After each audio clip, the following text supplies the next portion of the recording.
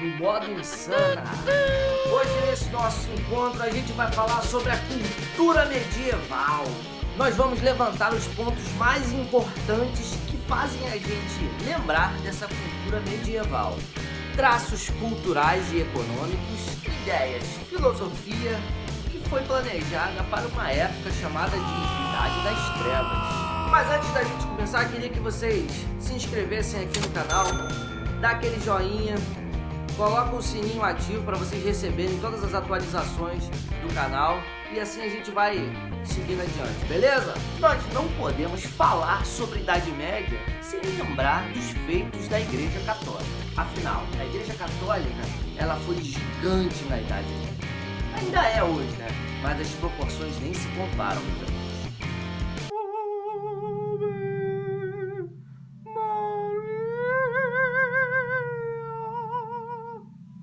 A cultura religiosa cristã sobreviveu e se adaptou muito bem às invasões bárbaras. E um desses trunfos para esse sucesso estrondoso da Igreja Católica na Idade Média é o controle mental da população. Se eles não souberem ler, se eles não souberem daquilo que eu estou falando, eles não têm como debater nem criticar a minha opinião. Então, vamos manter o povo na ignorância para que nós da igreja possamos reinar absolutamente. Meus amigos, estamos falando de um período em que Deus significa tudo, né? As pessoas estão adaptadas a acreditar que todos os fenômenos estão ligados a Deus. É por isso que nós chamamos esse período de teocêntrico, ou seja, a prática do teocentrismo. Teo significa Deus, centro, centro. Teocentrismo significa Deus no centro de todas as coisas. Mas a igreja não se contentava só com a questão religiosa, não. A igreja se ocupava das questões políticas também. E era por isso que eles tinham tanta força, porque dominando a questão temporal e dominando a questão religiosa, a gente tem duas coisas equilibrando o poder da igreja na Idade Média. Nós vamos chamar a igreja de clero. Quando eu falar clero, automaticamente vocês entendam como Igreja Católica Apostólica Romana nessa Idade Média. Pelo menos nessa conversa de agora.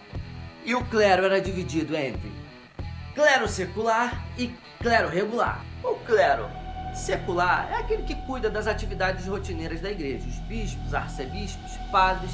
Já o clero regular, ele tinha uma missão dentro dos mosteiros. Eram os que pertenciam a ordens religiosas, como por exemplo, os jesuítas, os franciscanos e por aí vai.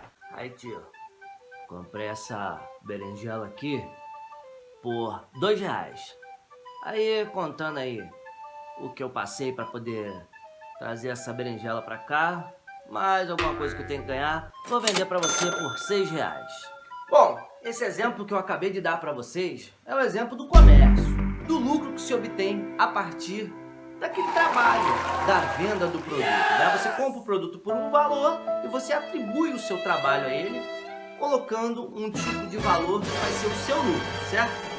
Isso vai gerar um problema gigantesco, porque a Igreja Católica vai condenar a usura. E a usura vai estar atribuída a exatamente esse lucro que se obtém sobre empréstimo de dinheiro, sobre venda de produtos e por aí vai, né? A partir da condenação da usura, ou seja, desse lucro obtido a partir da movimentação do dinheiro e do trabalho, a igreja vai conseguir fazer com que muita gente fique presa nesse seu sistema, por conta da manipulação mental. Outra questão, já ouviram falar sobre a Santa Inquisição? É, isso mesmo. Aquele sistema elaborado pela igreja para combater heresias, ou seja, toda forma que tenta deturpar a maneira da igreja pensar Deus. A Santa Inquisição se instalou nos principais países da Europa. Itália, França, Portugal, Espanha, todos esses países condenavam qualquer tipo de heresia. E a pena era a fogueira da Santa Inquisição. Muitas pessoas eram queimadas vivas, enforcadas, porque simplesmente questionavam as ideias da igreja. Queimem no fogo do inferno, pecadores! Uma outra coisa que vale a pena ser lembrada é a arquitetura da Idade Média. As igrejas, principalmente as construções eclesiásticas, eram extremamente características dessa época, mas nós temos dois períodos que já vamos falar. Esse primeiro tipo de construção da igreja que a gente vai analisar agora são as catedrais chamadas de românicas, inspiradas no primeiro momento da igreja. Elas eram mais rústicas, mais escuras e mais fechadas. Já um segundo período marca a evolução para o chamado período gótico, né? Essa arquitetura gótica, ela é cheia de vitrais, ela é bem iluminada e tem uma composição muito mais aberta do que a românica fechada, né? Aquela coisa mais escura. A ideia é estabelecer um acesso maior à luz. A filosofia na Idade Média também estava muito ligada à igreja, tanto que os principais filósofos desse período são filósofos católicos, como, por exemplo, Santo Agostinho, São Tomás de Aquino. São dois exemplos de grandes filósofos que fizeram parte desse período da filosofia que alimentou o pensamento teológico, muito ligado a essa questão da divindade. Temas como Deus, a criação do mundo e também sobre o livre-arbítrio. Isso é muito importante e vai ser sempre lembrado na Idade Média. Dentro do cenário musical existia o canto gregoriano, muito ligado a essa questão eclesiástica. Aleluia, Santo de Israel. Bom, esse tipo de música era muito praticada pelos religiosos, mas também existia a música profana, geralmente tocadas em festas da população. E as pessoas que cantavam e tocavam essas músicas nessas festas, contando geralmente histórias de aventuras, eram chamados de trovadores.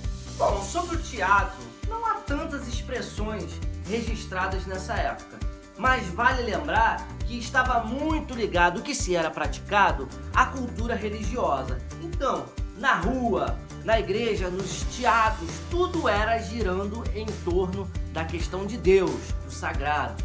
E as danças da Idade Média, geralmente, eram as carolas, as danças circulares,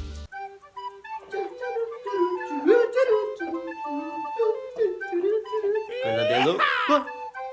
E também temos as farândulas, aquelas que as pessoas dão as mãos e ficam rodando, sabe?